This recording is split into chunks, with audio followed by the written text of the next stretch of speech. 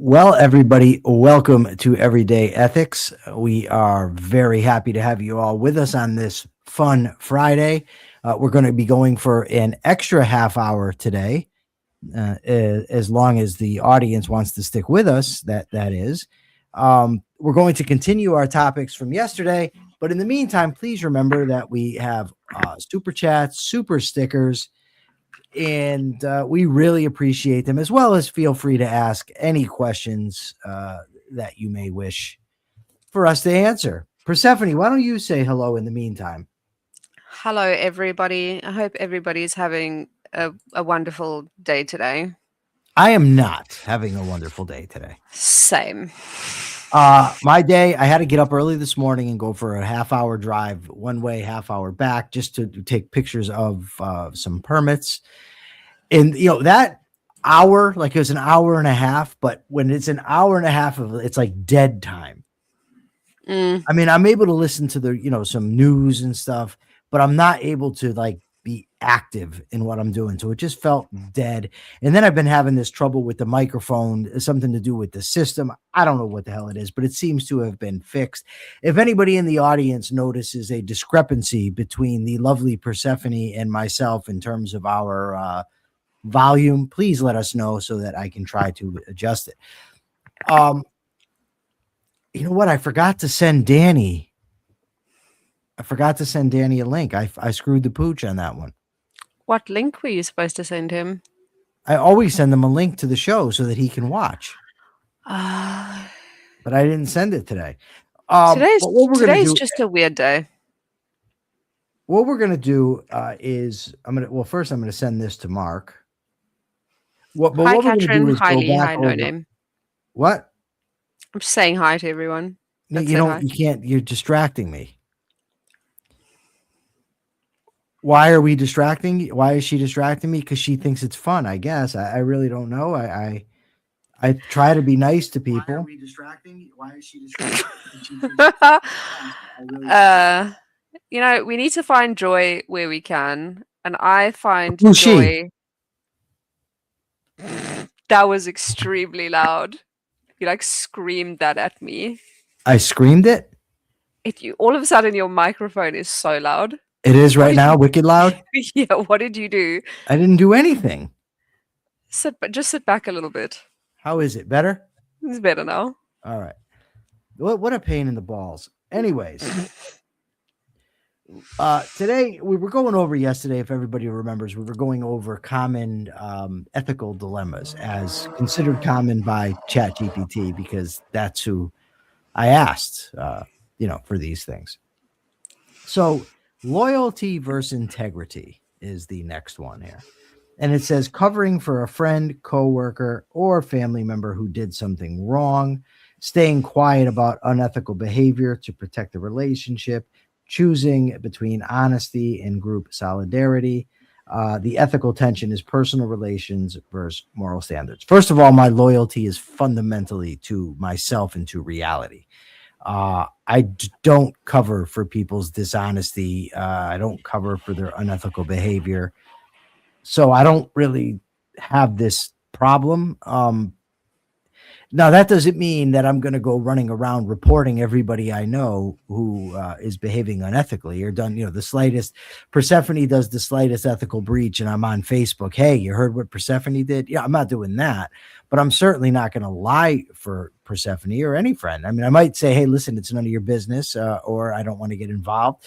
But I might do that if there's not even anything wrong. If someone's digging into the personal business of a friend, I might just say, no, it's none of your business. Well, what do you think about this? I think I struggle with this one because I think that I would cover for a friend, not a coworker, a family member. I don't know if this is a situation that I've ever been in, but I think that I would perhaps lie if a friend had done something wrong, depending on how close we were. I'm on Facebook right now, and I just hate. I'm so sick of stupid fucking people. Like, in the fact that, these stupid fucking people vote and get to impact our lives. So this person puts on Facebook today that the fire department report says that the guy who shot Renee Good never went to the hospital. So I asked a simple question: where is the source for this claim? She responds, "Where's the source that he went?" So I say to her, "You made a positive claim that he didn't. Do you have a source or not?" She says, "The original claim was made that he went. Do you have a source or not?" Uh, Now, my stupidity, I should just bow out at this point. I said, "I didn't claim he went, but there is an abundance of sources. Of course, then we can play the game of not believing any of them." She says, "Since you don't list them, you must know they're partisan sources. You can't prove internal bleeding either." Like, I never fucking claimed the guy had internal bleeding. I don't Yeah. know if he did or not. I'm not claiming anything. You're the fucking moron. See how I'm swearing? This is what happens when I get involved with idiots. And the thing is, she doesn't know that she's stupid. If somebody's dumb and can just recognize, hey, I'm an idiot, okay, but you're online pretending to be an intellectual. Yeah. That's the problem, is the people thinking that they know more than they do, and also wanting to sound very smart. So I was having a discussion the other day and someone asked me a question. I gave them an answer. They pressed further and I said, "You know what? I actually haven't thought about it like with that much depth." And then they came back and they said, "Well, if you haven't thought about it in so much detail, why are you talking about it at all?" And I was kind of pissed off about that because I was like, I'm never going to be an expert on every single topic and every single question that you ask me. So obviously if you ask me something that I don't know the answer to, I'm not just going to pop off at the mouth like a moron. I'm going to tell you I need to go and do some more thinking about this, and that doesn't make me like that doesn't make me stupid. It mm, is more intelligent to, if you don't know something, stop and go and do some research or go and think about it or whatever, rather than just trying to continue having a conversation about something that you don't really understand or you don't have all the details on. And I think people want to sound clever and they want to seem like they've got all of the answers, so they'll just run their mouth instead of just acknowledging I don't have all of the information, because I think that that makes them look weak or it makes them look stupid. Yeah, I didn't post. The funny thing was, in relation to this, I didn't post anything about this guy, about him going to the hospital. I didn't say anything. She put out a post that said there's a report that he didn't go. So I said, okay, what's the source? And she said, fucking, oh God, just fucking stupid. Okay. But back to the loyalty versus integrity. So you would lie or cover for a friend's poor behavior. Yes, I think so. Okay. So you do see the tension here. I do.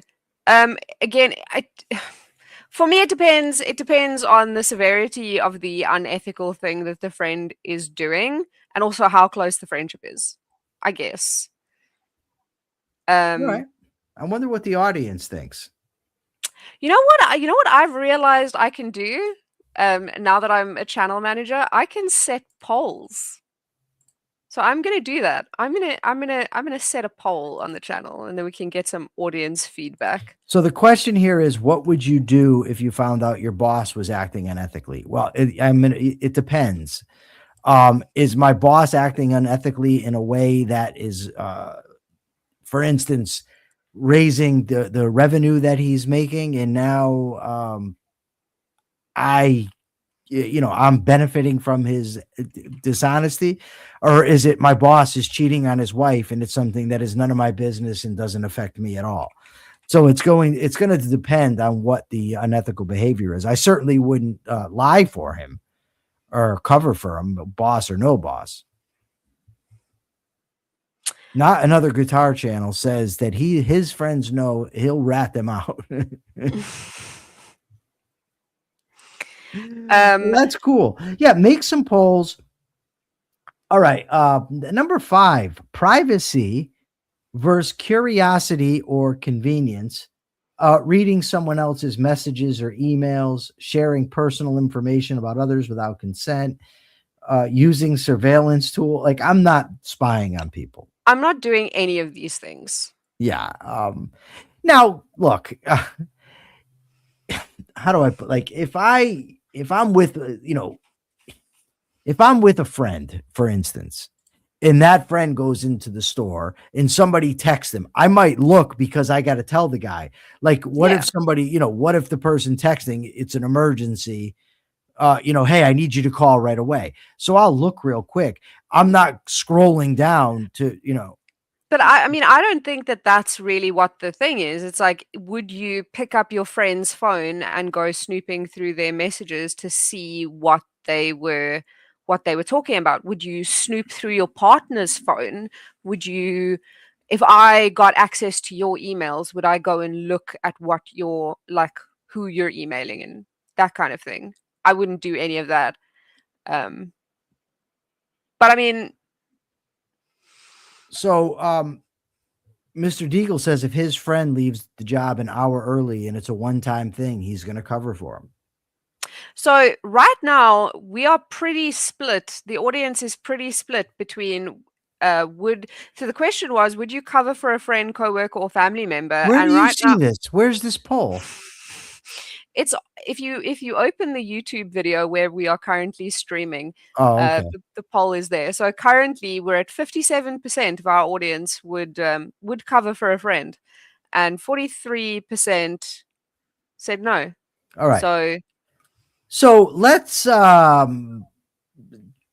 chase this down a little bit. So Mr. Deagle says if the friend leaves the job an hour early and it's a one-time thing, he's going to cover for him. Okay. So you've now lied for your friend this one time. Now what happens when your friend does it again and you say, well, I'm not covering you for you this time. And the friend says, well, you covered for me last time and I will tell that you covered for me last time. Then what do you do? Because now he's got you by the testes. Right. Or, you cover for him this one time and then it comes out and now the guy, whoever you covered, says, hey, what about this? This seems here. You said that he, went to the doctor, but now I have proof he went, I have some evidence that he went to the theater. Do you lie again? And how many lies are you willing to tell? Because normally it's never just one lie. that's very true. Because you have to cover for the lie. And then you got to cover for the covering. Now, I am a very good liar. And the reason I'm a very good liar is because I have a very good memory. So when I used to lie, I remember the lies I told. But not everybody has a good memory. And lies have a way, the truth has a way of coming out. And to think that you can sort of compartmentalize your mind in that way and just tell a one-off lie, I'm not thinking it's possible. Lee says she tells everybody everything because she can't help herself. That's true. Lee tries to rat on me all the time. She does. She does. I'm watching you, Lee. And we ultimately have an audience full of liars, it seems. So we are now at a 50-50 split between yes and no. Awesome. So, but you know what? You make a really good point. You do make a really good point about like how many lies are you willing to tell. But again, I come back to everybody lies. House is who said that. I come back to the fact that for my really close friends and like some family members, if they did something wrong, I would cover for them. I would lie. I would tell multiple lies. I'm not saying that's a good thing. I'm just saying And why would you do it? And how would it be in your best interest to behave that way? It wouldn't. It So then wouldn't why be would in you my, act against your own interest? it Because this is just, I don't know. Well, you got it. It's, I want to chase this down a little bit. uh, I acknowledge that it wouldn't be in my best interests, but I also I do quite a few things that aren't in my best interests, and I know that I shouldn't, and I try to do better. Um, but that's where I sit at the moment. Okay, well, Um, first of all, so if we're gonna lie for the unethical behavior of friends, it implies it's necessitates that we have unethical friends. So why would I first of all have unethical friends? Two, why would I have friends that I need to cover for? Because now their lack of ethics is spilling into me. yeah.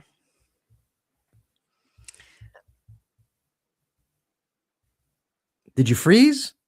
No, no, sorry. I was just reading a comment. And I'm also thinking about what my definition of unethical behavior is, and if I have ever had to cover for someone who has done unethical things, and I'm giving more thought to the situation. All right, well, that's good. I think it depends on what they did and how important they are to you. Um, That's that's what I'm saying. I would say the more important they are to me, the less inclined I would be to lie for them. Really? Why? Well, we're talking about they did something wrong, right? What are we defining as Well, unethical? if somebody lies to the boss to get out of work an hour early because they want to go to the theater. Yeah. Now let me just be clear. If it were a situation where somebody has, if somebody stole a pen from somebody else, right? And this person's a lunatic and is going to shoot him for it, I would lie because that would be a grave injustice to facilitate the shooting of somebody else. I'm assuming that it's situations where somebody does something unethical at work, they're cheating on their spouse. There has to be some reason that I would be involved here in order that I would have to cover from. And there's not that many situations like that. I mean, maybe it's he screwed over another friend, maybe it's he lied to his wife. Yeah, I mean, there's that sort of thing. So If it's so, true. We need scenarios, but the scenario that Deagle gave of covering for a friend who leaves work early, I could think of lying to somebody's spouse for them or lying to their girlfriend, yeah, lying to a customer for them. If somebody misleads a customer about what something actually does, and now that they want me to verify the lie. I yeah, mean, you there see, has to be a scenario that I'm, involved in. It can't just be I know somebody did something to somebody that I don't know, never going to know, no one's ever going to ask me about. I have just remembered a situation in which I did cover for a person who did do something very unethical, and they were a very close friend of mine. They are no longer a friend of mine, but they did something highly unethical, and I did cover for them. So I've just realized I have done this in the past. In case anybody's wondering, they stole some things, and I covered for them. It was bad. Don't do that. Um, if my friends were cheating on their spouse or their partner, I would not cover for that. Yeah, I generally, and I don't like when people tell me their misdeeds. When I was in prison, I was sitting down at a table one day with a guy and another guy who I've never met in my life comes and sits down and proceeds to start talking about his dope smuggling operation, how his wife's bringing it, he bring and this that. And I said, "Hey, listen, I said, I got a question. Why would you talk about that in front of me? Well, I don't need to know it. I'm not involved." And he said, "Well, you're not going to snitch." I said, "It's not the point. The point is the second you get caught, you're going to say, 'Oh, that guy knew.'" Right? I Yeah, don't you want to know about it. complicated. Yeah, if you don't want me in that position, don't tell me your bad behaviors. I don't want to know about it. I don't need to know about it.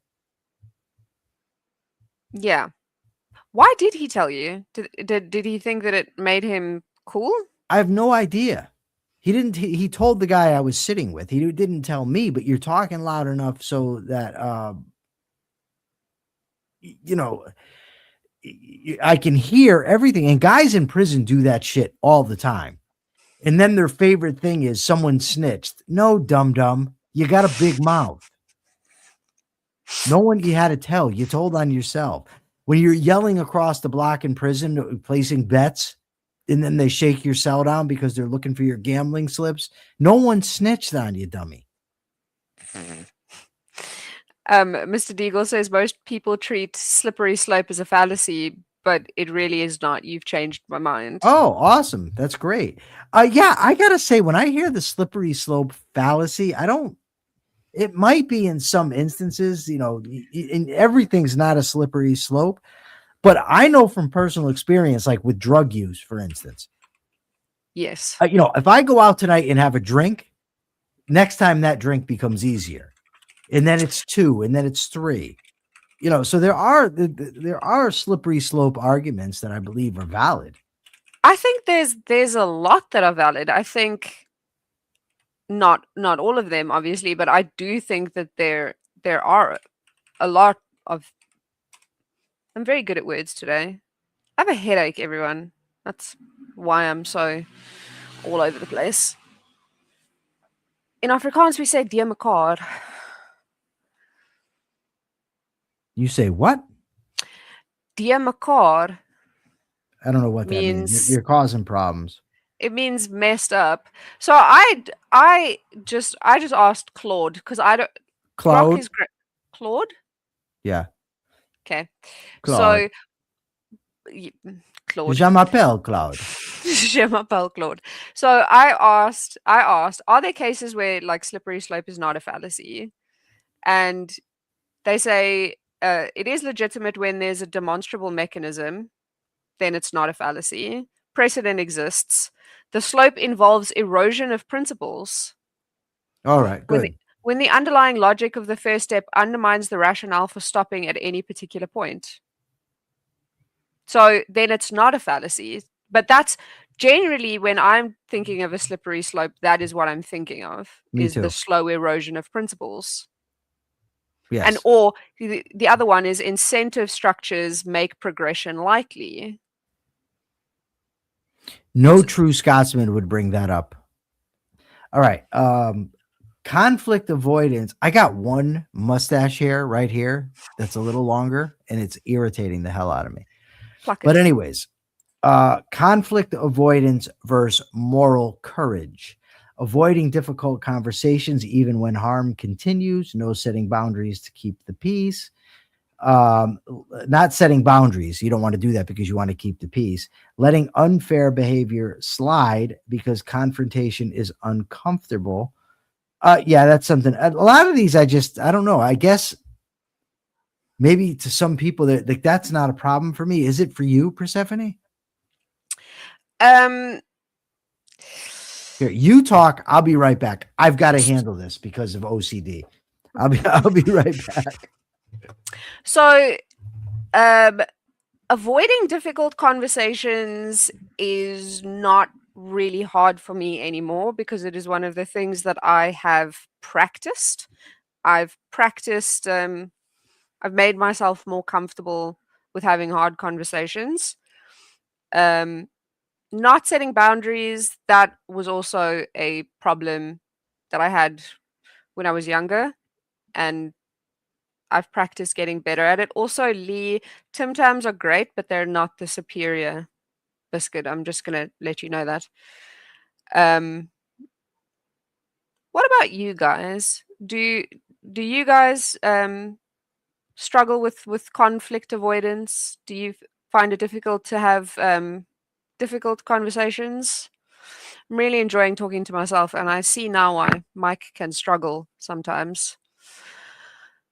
And Lee, it's not unethical of me to say that Tim Tams are not the superior biscuits. They're not. Cranberry and white chocolate, that is the superior biscuit.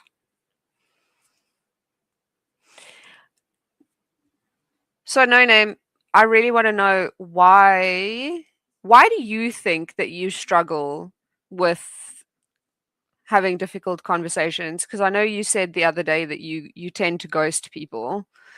Um, so I'm curious why you think that you have that issue with having difficult conversations or setting boundaries. I know setting boundaries is a thing that a lot of people do struggle with. Mike's on his way back. Can I just tell you how much better I feel? Now that the hair's gone, Yeah, I it's can so nice imagine. now. I ripped them right out. That must have been very comfortable for you. It was. So, not another guitar channel says I'm finally having difficult conversations with a family member, but it's too late because she has dementia now and there's no point in doing it anymore. Well, that's a good argument for why you need to have those conversations ASAP. So, what have we, did you come to any conclusions while I was gone? Yes, that avoiding difficult conversations is something that I struggled with when I was younger, and it's something that I've practiced doing. Setting boundaries is also something that I find used to be a lot more difficult. And then I asked the audience whether this is something that they struggle with, because I know that you don't struggle with a lot of these things because you're very confident in your Yeah.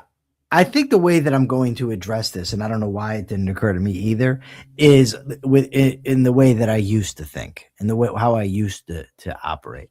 Like when I take the psychopathy test, for instance, I try to answer it on how I thought when I was 20 because I'm trying to get a sense of what what I did. Um, but and it's the same thing. Like there was a time when I wouldn't have any conversations. I just, it was very uncomfortable.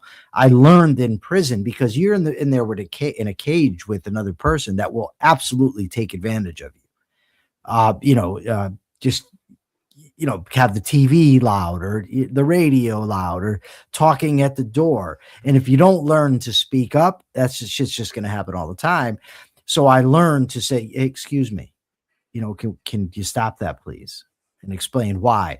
So I have struggled with this, and I have had the fear of other people's minds and the fear of conflict and what are they going to think and what if it turns into an argument. So I have struggled with that. I just don't now. yeah. I mean, but I think some of these things are challenges for people when they are younger or if they haven't put a lot of effort into improving themselves, or they don't know how to improve themselves, or they don't see these things as a problem. And again, we come back to social norms. Sometimes conflict avoidance is a bit of a social norm. So I think the reason a lot of these are common ethical challenges, but not necessarily for you, is because you've put a lot of work into being a better person. You've done a lot of reading, you've done a lot of studying and a lot of self-improvement. And the fact of the matter is most people haven't. Most True. people don't know what to improve, and worse, see no reason to improve certain things. They see no reason to improve their conflict avoidance because, in their mind, avoiding conflict is good. Yeah. Why would you change something that you think is a good thing? If that's something that you see as a positive quality, why would you ever work to improve it? Yeah, because 'cause they're So, not realizing the harm that it's actually causing. well, yes, because they see the harm that could be caused to other people, and because m- so many of us are raised to put other people ahead of ourselves, and society tells you to put others ahead of yourself. Most of these things most of these things are about putting other people ahead of yourselves. And if society keeps telling you that that's what you should do, why are you ever going to think, oh, I shouldn't do that? Especially when people tell you, oh, you're so selfish. And then that's the insult that they use. think you have some good points there, Persephone. That's why I keep you around.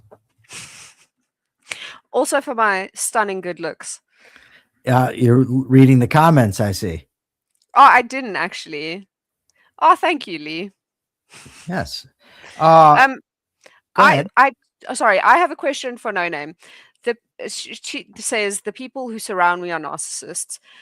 Narcissism is a very specific type of thing, and I highly doubt. Hey, Salem Reaper, you look good at times. Fuck you. That's my husband, by the way. Oh, I'm like, oh my God, you're gonna start fights with the audience? Don't do that. No, that's my husband, and he says you look good at times, which is bullshit. I look good all the time. So No Name, narcissism is a very specific thing. I somehow doubt that all of the people around you are narcissists. So I'd like to know why you say that. Yeah. How am I supposed to flirt with the co-host now when her husband is in the audience?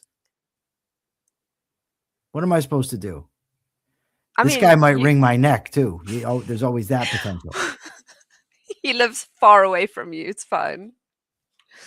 Well, Great that's example. true. That's true. He does live far away, but you never know. Some people they'll go to extremes. You don't really know. That's Um, true. her wife is Um, always in the audience. I'm getting a call from my significant other. Let me. What am I supposed to do? I'll just text her and tell her I'm busy. I it's guess. because the show always is usually over by now. Um, Yes. I'm going Um. back to I'm no wait, I'm going back to Katrin because Katrin had a comment. She says, I struggle with it a bit, for example, when I delegate some work to my team assistants and they don't do that or do it only half. I rather do the task myself instead of talking to them about it. Mm, that is a difficult one if you manage people. Also, if you have any perfectionism in you, one of the things that I struggled with one of the things that I struggle with as well is allowing other people to do the work because I don't trust them. And I'm like, I can do it better. I will only trust the work that I do. Okay. I do. So the narcissistic personality disorder, I would just be very careful about diagnosing people around you as having it. Just be careful. That's all I'm going to say. Mm. One could say it's unethical to flirt with Persephone when you know she's married. I would say that if I was actually trying to interfere with her marriage in some way, Or yes, being gross. yes, or being gross, yeah, but I'm not. I'm kidding. My girlfriend's well aware. Persephone's My aware. I'm sure my her husband husband's aware that it's playful. She's not certainly not the only person I flirt with, Lee, and you of all people should know that. and Um, also but she if said she's I just kidding. So yeah, and also we all know that if I ever expressed that I was uncomfortable with it, that he would I stop. would shut up. Yeah. I would shut up. But Lee, you brought up an interesting point. It gave us a couple minutes to chat. The next thing here, I'm going to tell Diana I love her real quickly. Um, consumption ethics. No. I don't want to jump to that because I skipped over one by mistake. The digital and social media ethics, spreading unverified information. Uh huh. The girl I Mm. was talking about earlier. Public shaming or piling on in online disputes, presenting a misleading version of oneself online. Okay, I'm not into public shaming or you know piling on in online disputes. I certainly am not going to mislead people about who I am.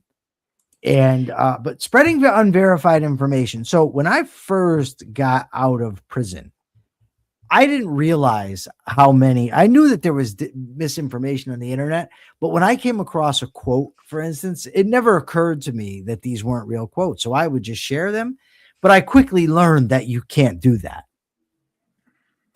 So I don't do that any longer. And I do think it's unethical. I think, well, not only is it unethical, but it's just dumb. I think that well, I don't know. Not that I do think it's dumb, but I was going to say that type of thing catches up to you, but I don't know that it necessarily does, because it seems like there's people out there that are just dying to hear misinformation. They eat it up. They don't care, and they just go with it. So I still think it ultimately is against one's interest to behave that way, but it wouldn't be just a simple matter of that's just going to catch up to you. So I have thoughts about this. I think that it is very important when you see something, when you see a piece of news, when you see something, especially something that upsets you or something that causes a lot of feelings in you, I think you you need to fact check. But I also understand that we are bombarded with so many pieces of news and so many advertisements and articles and tweets and Facebook posts. You are constantly bombarded by information. And if you have to fact check every single piece of information that you see, you will drive yourself insane. That is all you will spend all your time doing, is fact checking, because of all of these different pieces of information that you see.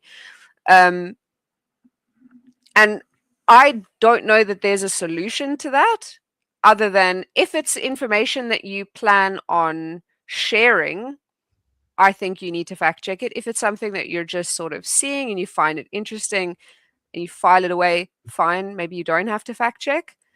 But if it's something that you plan on having a discussion about, or it's something that you're going to share on Twitter and it's something that you're going to use to form an opinion of something else, I think that you need to fact check. And I think it's a habit that everybody needs to develop. When you see a claim on Twitter, when you see an article, when you see anything, if you want to use that in the future, go and fact check. Make sure there's a couple of different sources. And when you are fact checking, if all of the sources are saying the identical thing, word for word, then you know that there's a chance that that's all just recycled by AI. That's also another issue with fact checking. I think that was well said. If you're not going to put it out there, whatever. I still think it matters for this, for your own consciousness. But you're right; you can't fact check everything, so it's going to depend on whether it's important to you, its relevance to your life. But certainly before you share it, or even if before you're going to accept it as true, right? Yes. You don't want to say if you say, "Oh, that's funny" or "That's interesting," okay. But if you're going to say, "Okay, that is true," that's Yeah. the problem. So that's specifically why I said if it's something that causes a strong emotion in you, because that means that that's your sort of your identifier that it is something that you might absorb. So if it's something that causes an emotion in you, if it's you see something and you go, I was right, fact check that. If you see something that makes you go, oh, that's fucking awful, go and fact check and make sure it's true. If it's something that you see and it's it just passes over you like water, then it's fine. Again, I'm there's so too many. happy with my microphone that it's back to working properly. Do you know how aggravated I was? Yes, I do. I do. It is very frustrating when technology doesn't work, and it makes you even more frustrated with everything else that's going on in. It does. It does. All right. Do you want to skip? Should we do them all? Let's go. Yeah. Time, effort, and duty. That's the next one, right? No, Yeah. where are you? You skipped over consumption ethics, and I think consumption ethics is important. God, I thought it was, I didn't want to do it, but we can do it. I thought that this is silly. Buying cheaper products made under questionable labor conditions, supporting companies whose values conflict with your own, environmental impact versus cost and convenience. This just sounds to me like they've just gone to the left wing grab bag But for this stuff. the thing is, this is a problem that a lot of people do have. It is Who? a lot. Many people in the audience. Is it a problem that you have? It's not a problem Listen, that I have, but if I I know it. know, if you tell me for certain, like if I have, I'm not this would make you talk about going nuts. If you run around and every time you go and buy something, you want to figure out where it's coming from because some kid might be slaving away in a sweatshop, you'll lose your mind. But there's also this, right? That kid that's slaving away in the sweatshop might be dependent on that for his survival. And it might actually be to his benefit that that's available to him, no matter how much I think it's detestable. If you're in a third world country, you may not have the options to work in a nice air conditioned place, where you're making $40 an hour or whatever. So whatever you get might just be better than what you otherwise would have. And it's not an easy task for me to make that kind of assessment. And I'm just not doing it. I'm not going to buy a hamburger and say, hey, dude, where'd this cow come from? Who was this cow abused? You know what I mean? Like, you'll go absolutely nuts. Now, if I know for certain, then that'd be a different story. Like if I came across it and I knew, but I'm not spending my life looking into this type of stuff. Do you know why I think that this topic is interesting? Because you're Because South African. that's what okay, anyway. Yes, because I'm South African. No, the reason I find it interesting is because you have this ongoing fight between the people who think that places like Shein and those places that produce cheap fast fashion are terrible. How dare you shop there? Then on the other hand, you have people who are like, I need to be able to afford clothing to put on my body. And if you are shaming me for buying the only thing that is available to me, how does that make like so I enjoy the arguments between those two factions who are saying it's completely unethical to ever buy clothing that is cheap because it was very obviously made in a sweatshop, and then the people who are saying, well, I'm just above the poverty line, I need to be able to clothe myself and my family. What is your suggestion? And I find that interesting. Yeah, I just like it's such a difficult calculation to make. Like you might say, well, they're treating their employees terrible, so let's boycott that company. You boycott the company, they go out of business, and now this all that's happened is this kid is worse off. Mm, That yeah. you're talking about.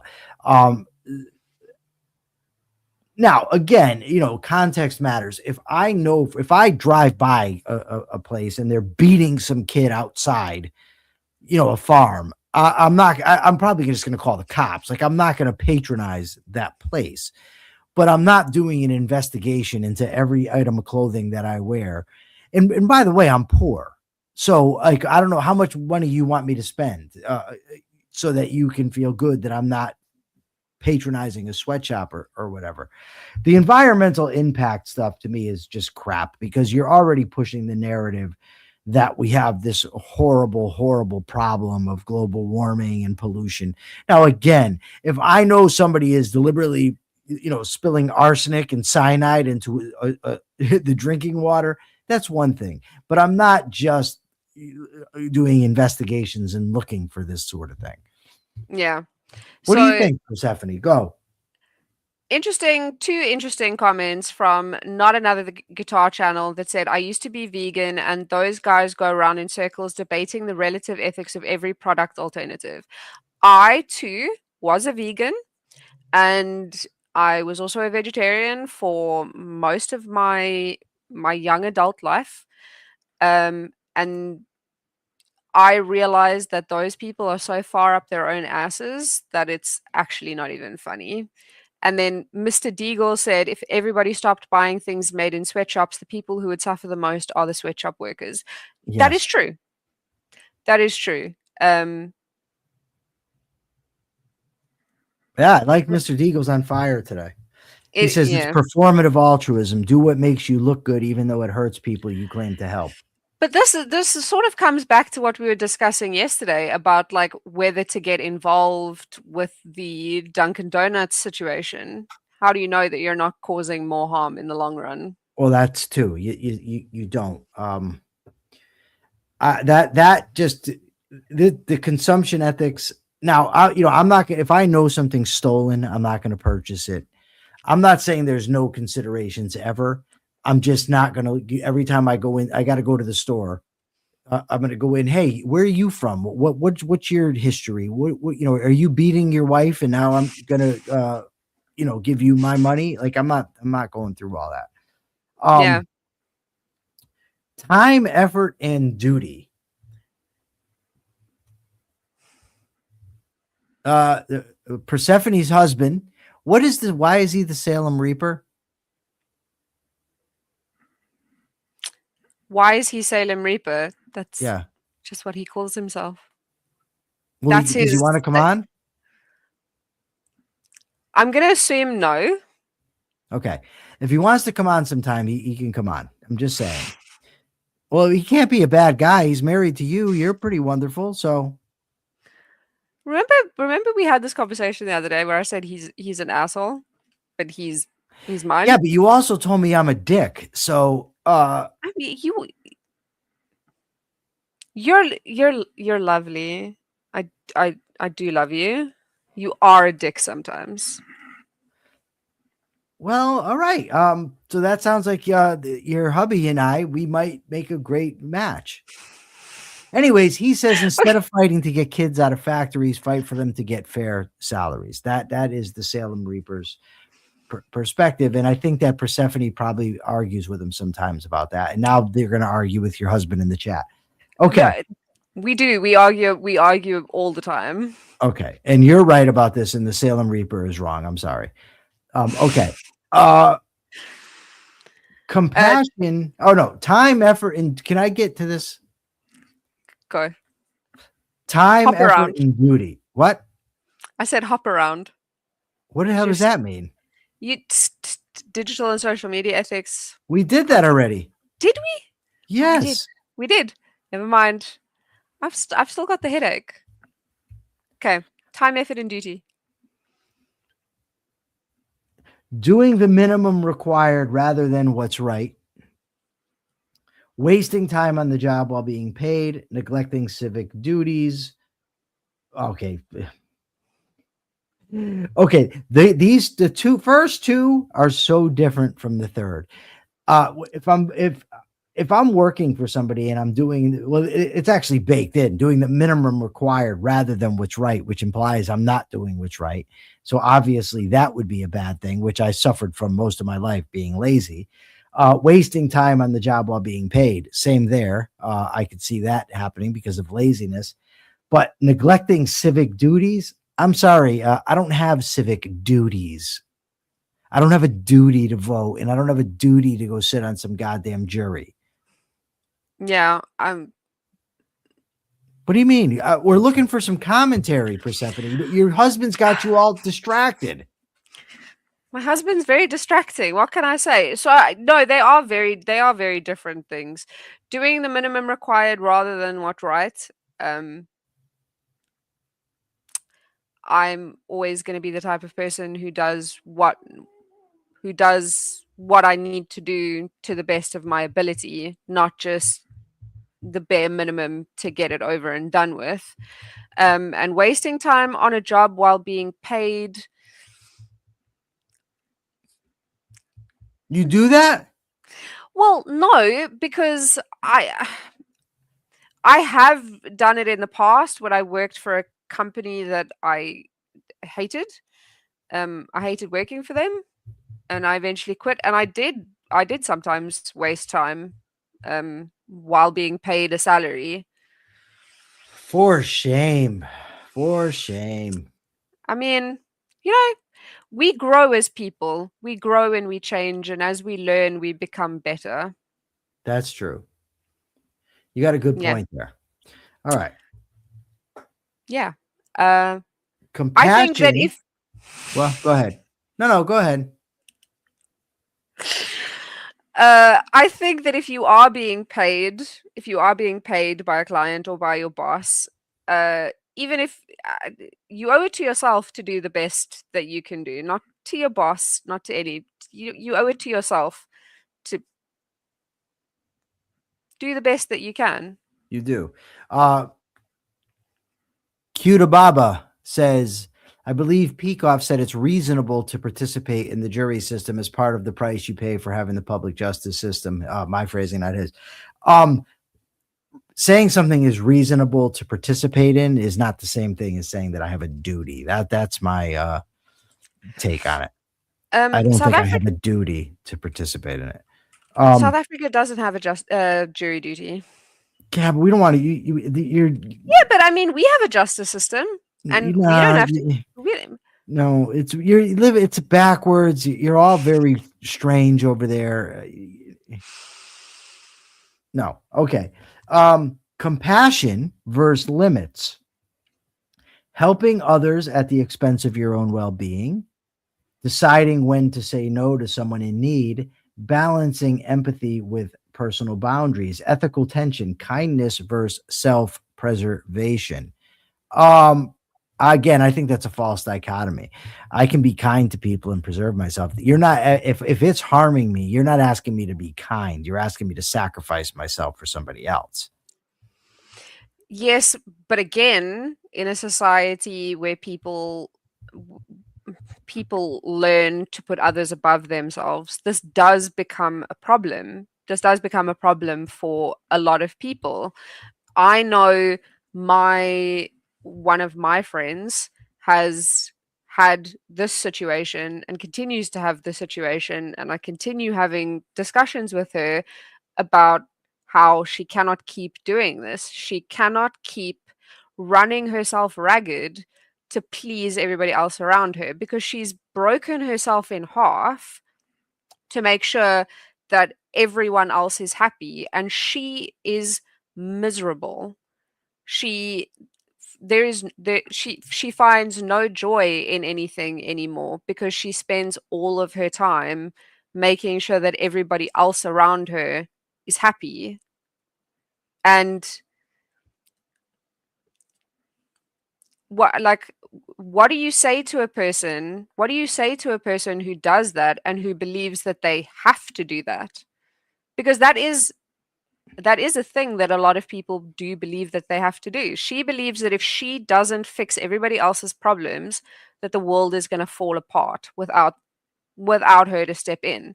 And if she doesn't play the peacemaker, if she doesn't do these things, then her life will fall apart. And she believes that it is for her own good because she believes that if she doesn't do these things, then her life will fall apart. She will lose the things that she values.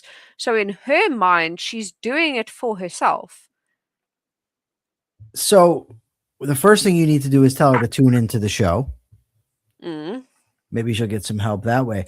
But ultimately, self-help is self-help, right? It's not something you can foist upon another. You can't force somebody else to do it.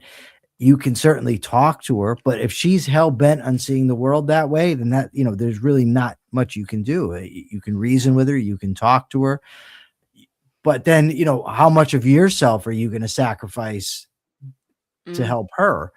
And now her crazy is dragging you in. That's If it. so if this was your friend of 20 years, what would you do in this situation? It would depend how close we were, how invested in the friendship I am, how receptive the person is to what I'm saying. Does the person just kind of shine me on and not really take into consideration what I'm saying? You know what I mean? Um, Yeah. in such cases, I would tend to just distance myself, especially if the person's complaining, because I'm not around for that shit. You're not gonna bitch to me about all the bad consequences of the behaviors I'm telling you shouldn't engage in. Yeah. Yeah, no, I get that. Uh but you see the thing is again I come back to the fact that a lot of these things aren't a lot of these things aren't problems for you because you're very well read l- and confident in your ethics. And a lot of people don't have that. They aren't confident in their ethics because they've never sat down and thought about what their ethics actually are. They just sort of absorbed from around them, and a lot of those things conflict because that you're hurting yourself, but you get told that that's right. That's what life is. Life is hurting yourself. Life is miserable. So not another guitar channel says I try to inject little bits of egoism into conversations over time and see if they're receptive. I can't do the Mormon missionary thing with objectivism. Is Mormon missionary a sexual position? It is. It's funny that No Name put that in right on cue. Not really following. No, so Mormons do the soaking thing. What? I encourage you to go and Google that.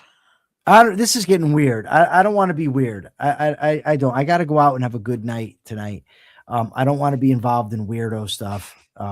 But anyways, at the end here, this is interesting to me because ChatGPT says a key insight. Most everyday ethical problems are not about knowing right from wrong, but about social pressure, fear of consequences, convenience, and rationalization. Wow, well said from ChatGPT. Ethics in daily life is less about heroic choices and more about small, repeated decisions that shape character over time. I think that's freaking great. Oh, not another guitar channel. You were a Mormon? He was not a soaking Mormon. It's quite a well-known thing. I was brought up in the Mormon church, by the way, not another guitar channel. So it's interesting to meet another one. Yes, I think a lot of what? What?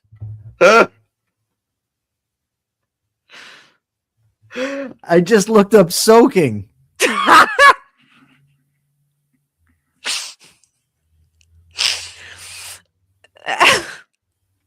Please, nobody in the audience Google it because don't do it. See, now this could have been my pickup line in high school. It's not actually sex, you see. But that's what they said. That's what they say. That's what they say. It's not actually sex. You're not moving. This is insane. Right? The hoops that they jump through. Can you imagine the mental gymnastics that you have to jump, like that you have to do to believe that this, like, that's crazy to me. Everything. Yes, but also if someone, so Lee, what you're saying, but if someone else jumps on the bed. What? What? What happened? What do you mean jumping on the bed? I didn't see anything about that.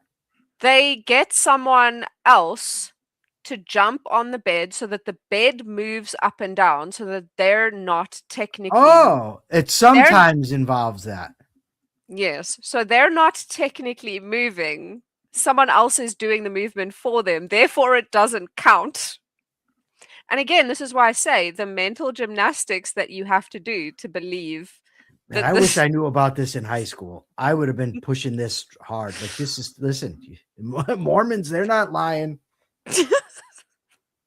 Right? Liffy, I have no idea how we got here. I know exactly how we got here because the audience is okay. What was I going to say? All right. Go ahead. You want to talk more about soaking? I'm trying to move on. No, what I'm saying is that it is a lot of these things are about social pressure and whatever, but also it's very important for you to know what your ethics are. Yes.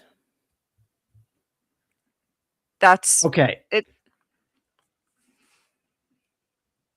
Okay. All right. Okay. We're done. We've stayed the extra half hour.